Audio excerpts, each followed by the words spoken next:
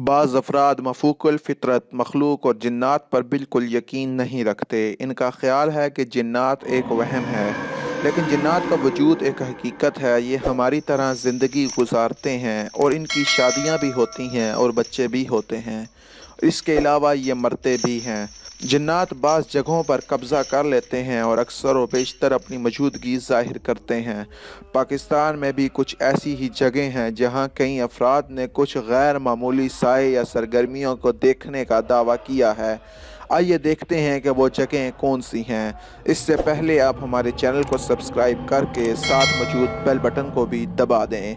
आप देख रहे हैं सरप्राइजिंग फैक्ट्स उर्दू। तो चलें शुरू करते हैं।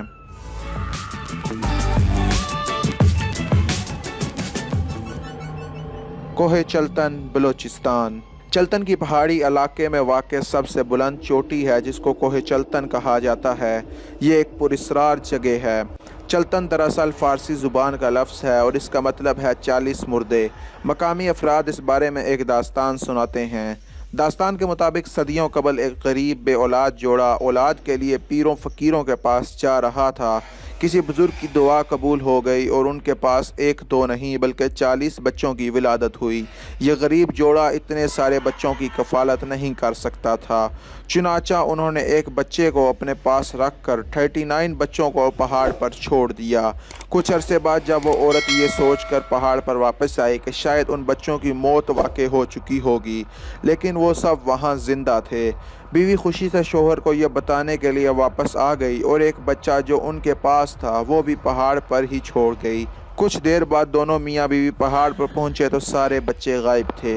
मकामी अफराद का कहना है कि उन्हीं 40 बच्चों की रोने की आवाज़ें अक्सर व बेशतर सुनाई देती हैं। मोहट्टा पैलेस, कराची। यह महल 1927 में कायम किया गया था और भारत की तकसीम के वक्त इसे बंद कर दिया गया था। अब इस पैलेस को म्यूज़ियम में तब्दील कर दिया गया है। यहाँ काम करने वाले अमले का कहना है कि उन्होंने अक्सर यहाँ गैर मामूली सरगर्मियाँ देखी हैं। यहाँ चीज़ें खुद ब खुद अपनी जगह से हरकत करती हैं और मुलाज़मीन चीज़ों को मुख्तलिफ़ जगहों पर पाते हैं। अक्सर यहाँ की रोशनियाँ मद्धम हो जाती हैं। यहाँ तैनात गार्ड्स के मुताबिक रात के वक्त ये सरगर्मियाँ तेज़ हो जाती हैं और उन्हें किसी की मौजूदगी वाज़े तौर पर महसूस होती है। डालमिया रोड, कराची।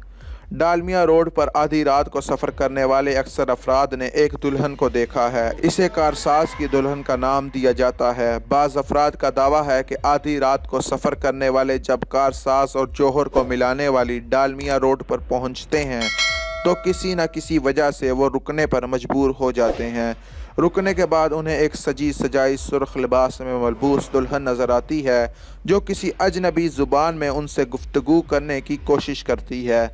ड्राइवर का पहला ख्याल यही होता है कि किसी परेशान हाल दुल्हन को मदद की ज़रूरत है, लेकिन जैसे ही वो उसे देखना शुरू करते हैं तो यकायक उसकी शक्ल बदल जाती है और देखते ही देखते वो एक खौफनाक चड़ेल का रूप धार लेती है।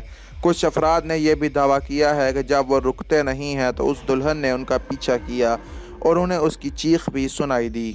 झील सैफ अल मलूक, नारान। झील सैफ अल मलूक के बारे में कहा जाता है कि रात के वक्त यहाँ परियाँ उतरती हैं। इस कहावत का तल्लुक एक लोक दास्तान से है जिसके मुताबिक सदियों कबल फारिस का शहजादा झील पर रहने वाली परी का दीवाना हो गया था। परी के तीर नज़र का शिकार एक देव को जब इस मोहब्बत का पता चला तो उसने गुस्से में दोनों को मार दिया। इस दिन के बाद से रात के वक्त आसमान से परियां यहाँ उतरती हैं और अपनी साथी की मौत पर बैठ कर रोती हैं। हॉक्स बे का हट, कराची। कराची के हॉक्स बे पर वाक़ एक मशहूर हट आसेब ज़दा मशहूर है और इसे कोई किराए पर नहीं ले सकता।